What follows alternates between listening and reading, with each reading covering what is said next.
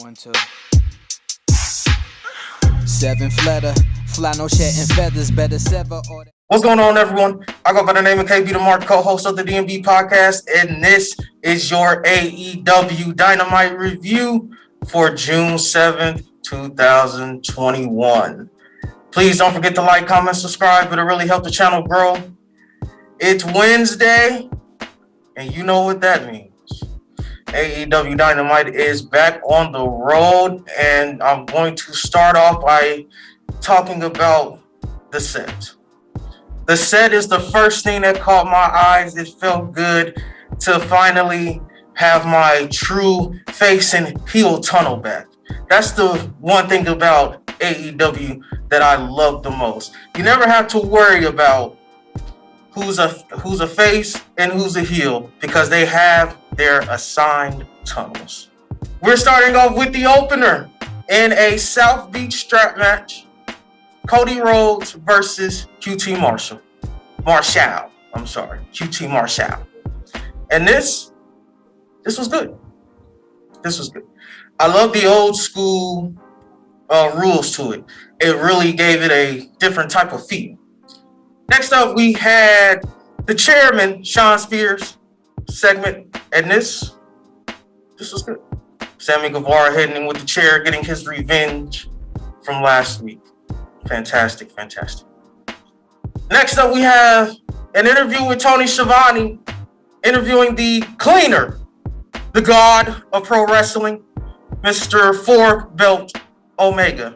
And this was 2 thumbs up. Everything about this was great. From Don Callis, I can listen and watch. I can listen to Don Callis talk every fucking week. Don Callis is one of the best promos out. And he always finds a way to stick it to you Omega hating fans. Salamander. Next up, we had a sit-down interview with Ethan Page and Darby Allin. And this was good. I love the history lesson that we got here. Because this was supposed to be a casket match, but I think with everything that was going on in Miami, they wanted to veer away from it. But I like that we got this history lesson. Next up, we had the Pinnacle versus Inner Circle. And this was good. Breakneck speed is what I have to say about this. And I love FTR and the Pinnacle getting this win. We gotta stretch this rivalry out for a little bit. Next up, we had the contract signing sit down between MJF and Chris Jericho. And this was 2 thumbs up good. First off, I want to talk about this piece of shit fan who tried to bone rush, or had got over the gate, the barricade. What AEW should have done is when they caught him, tied him up to the steel post and gave him that Dominic Mysterio treatment. Next up, we had the in-ring debut of Andrade El Idolo versus Matt Cydia. And this was good. I felt like this match should have opened AEW Dynamite. I understand Cody wanting to be the first thing that people see because QT Marshall didn't get an entrance. He got a jobber's entrance. The first person you saw was Cody Rhodes. But I believe that Andrade El Idolo and Matt Sydal should have opened. That would have been a great time to get a look at Andrade, who we haven't seen in a ring in quite a while. Next up, we have an interview. Tony Schiavone interviewing the Enforcer, Arn Anderson. And this is 2 thumbs up. AEW loves to fuck with you because they said that they were having equipment issues. Remember, the lights went off the first time in the Cody match, and luckily I had just seen that they were like having some weather problems down there. So I didn't think nothing of it on the first.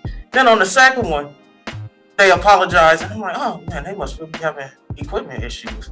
To see Malachi Black, I legit marked the fuck out. Malachi Black with a black mask to arm, and then another one to Cody. This is how you debut. This is how you debut somebody. AEW has gotten it wrong so many times. They've gotten it wrong so many times. But this is how you debut.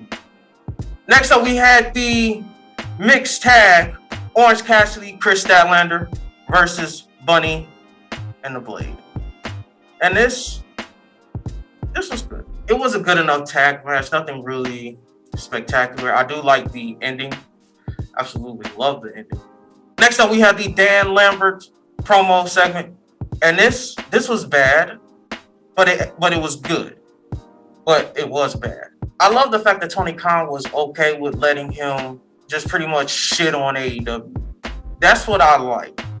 The thing I didn't like was the fact that Lance Archer came out. I actually would have had Dan Lambert not even get touched. I would have had him keep cutting his heel promo, and that's it. And he just shits on AEW. Next up, we had the main event tag team championships on the line. Penta El Cero Miedo and Eddie Kingston versus the AEW tag team champions, the Young Bucks. And this was 2 thumbs up good. This match had everything you wanted. And I love the interference. The fact that the interference didn't lead to the finish. Fantastic bit of storytelling there, because AEW does that a lot, where the interference leads to the finish. This was absolutely fantastic. I'm gonna tell you what I loved, but I just couldn't get with, was them throwing tacks and then putting the tacks in Eddie Kingston's mouth and then doing a super kick with the tacks in his mouth. Well, that is it, you guys. That is it for the review.